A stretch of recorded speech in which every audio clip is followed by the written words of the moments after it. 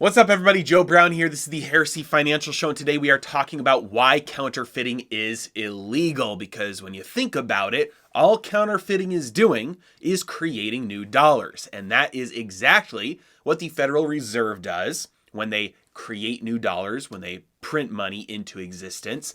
And that is exactly what banks do when they loan money. That is creating new money. That money is lent into existence. So why is there a monopoly on the creation, on the expansion of the money supply? And why is counterfeiting money or creating new money illegal for everybody but the Federal Reserve or the central bank and regular banks? Ready? Let's dive in. All right, guys, so this example right here is one of my favorite illustrations for why an inflationary monetary policy is bad, why a fiat monetary system that is not restrained to a fixed supply of money is bad. And so it's the answer to that comes as a result of answering the question, why is counterfeiting illegal? So in order to answer this, we have to ask the question, we have to go to the imaginary place. Let's say it was not illegal. Let's say everybody all at once has the ability to print $100 bills legally.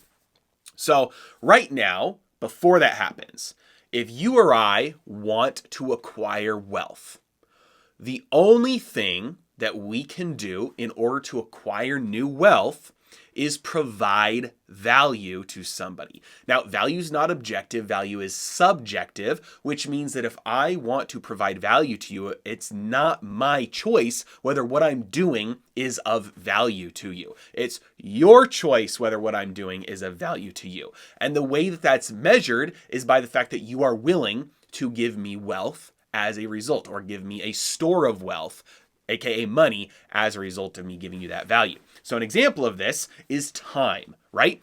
There are many arrangements, many contracts available for people to say, hey, I will give you 8 hours of my time today, and you can tell me what to do during those 8 hours. And in exchange, you will provide me with a store of value that you have received from someone else or somewhere else.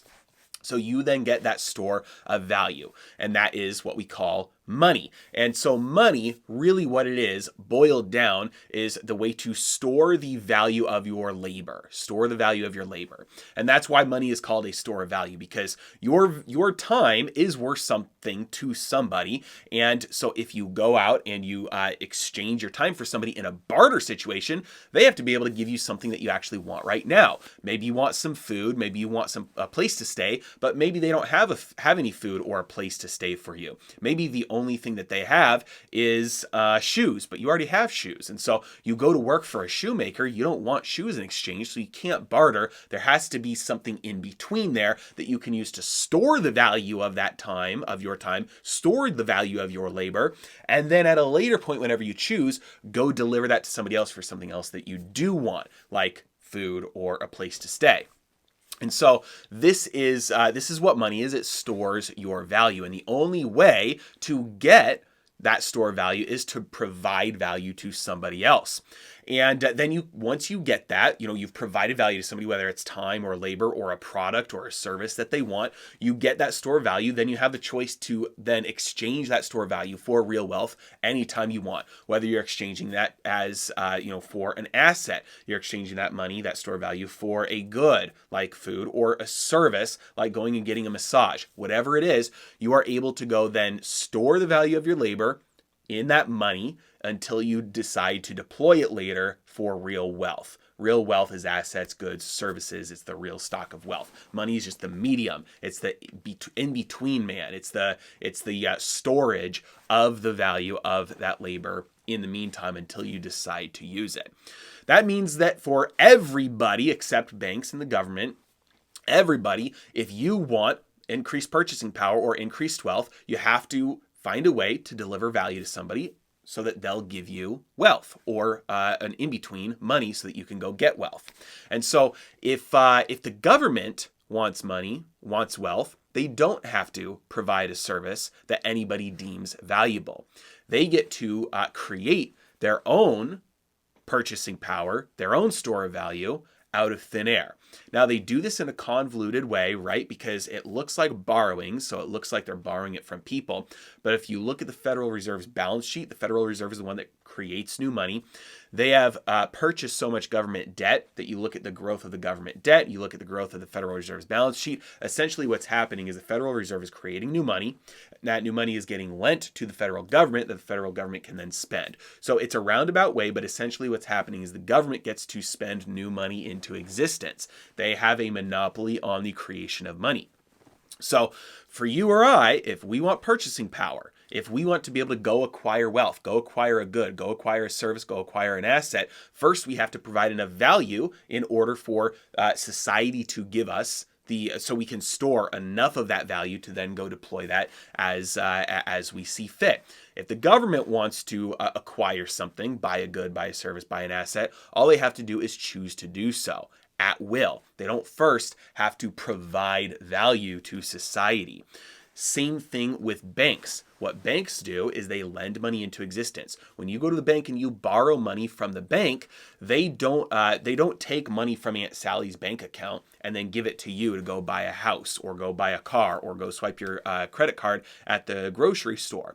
That money, as soon as that money is spent, that loan is created, that is new money coming into existence that didn't exist before. When you go buy a house, that money did not come as a result of taking it from other people's bank accounts. That money went into the person's bank account that sold you the house. That was new money created out of thin air by the bank. That's what banks do. That's what an entity with a banking license has the capability to do. They have a legal monopoly, a legal right to create money, print it out of nothing into thin air as a result of creating that loan. And so then when you pay that off, now that money is no longer in existence. When that debt is created, that loan is created, that is new money coming into existence that wasn't there before. Now there's more money in circulation as a result of that because that money went into that other person's bank account when you spent it.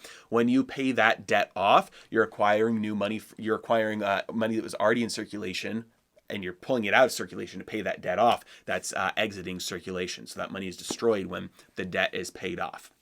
So that is the way that the money supply is created and contracts through the creation of the money at banks and the federal government spending that money into existence funded by the Federal Reserve. So banks and the government have a monopoly on the creation of new money, whereas you and I, if we want to get money, which is a store of value, to store the value of our labor until we decide to buy real wealth with it, if we want to do that, we have to provide value to society, right?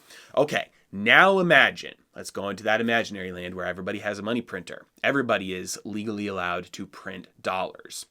If I want to go buy a pizza, what can I do? I can go work for 2 hours at minimum wage and get enough dollars to go down the street and buy a pizza, right? So I can give 2 hours of my time, store the value of that labor for 2 hours, then take that storage of that value, that money, go down the street and give it to the pizza maker, and then he can give me a pizza for that.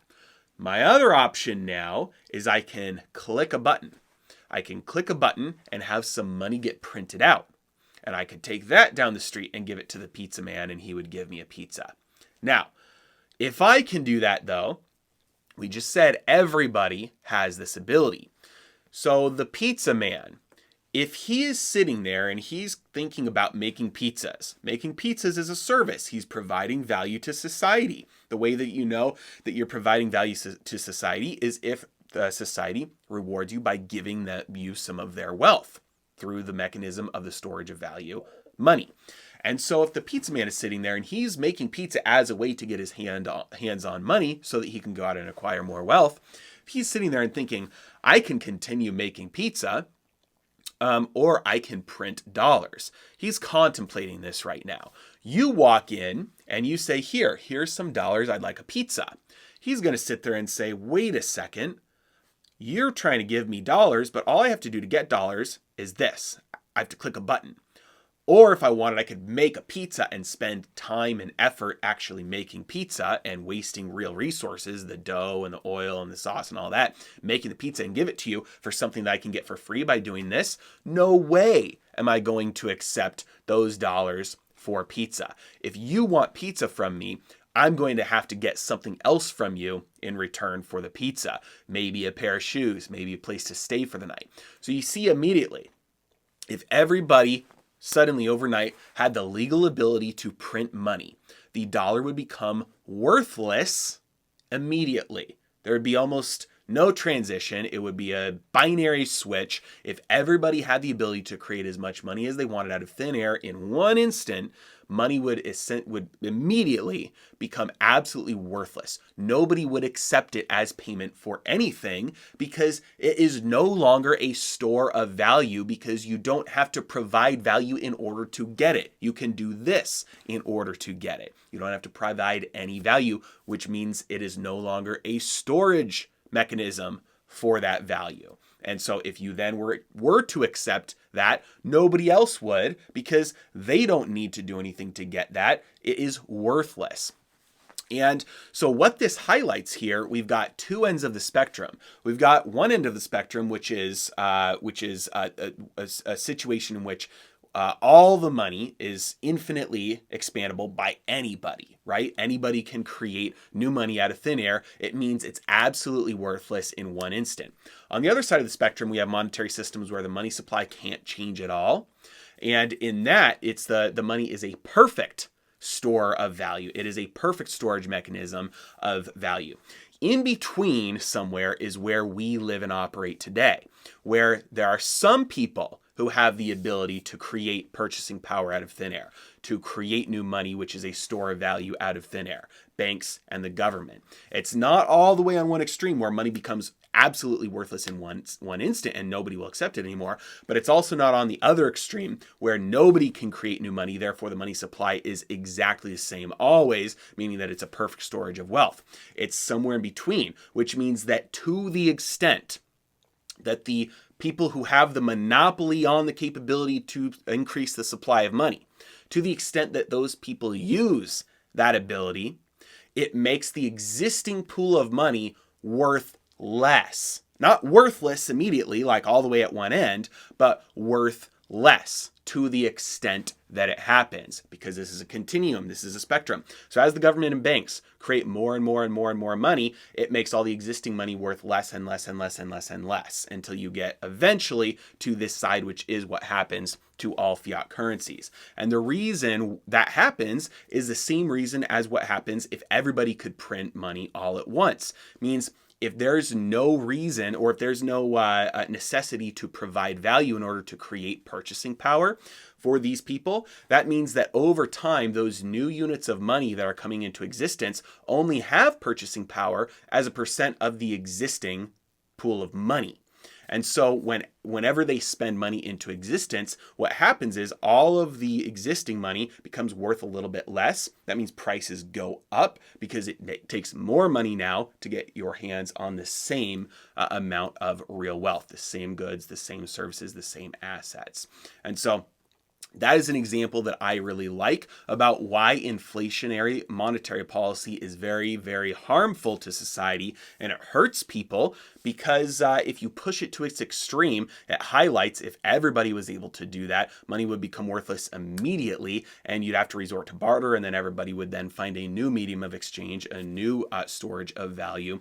But to the extent that it is monopolized, you get those people who have the monopoly on the creation of that new money, they have a free ride, and they're able to extract purchasing power from everybody else who has stored their value. Everybody else who's storing their value in money, they're able to extract some of that and use it for themselves, and they don't have to provide value to society in order to get that. They can do it at the push of a button. Hope that explanation is helpful. As always, really appreciate you guys. Thanks so much for watching. Have a great day.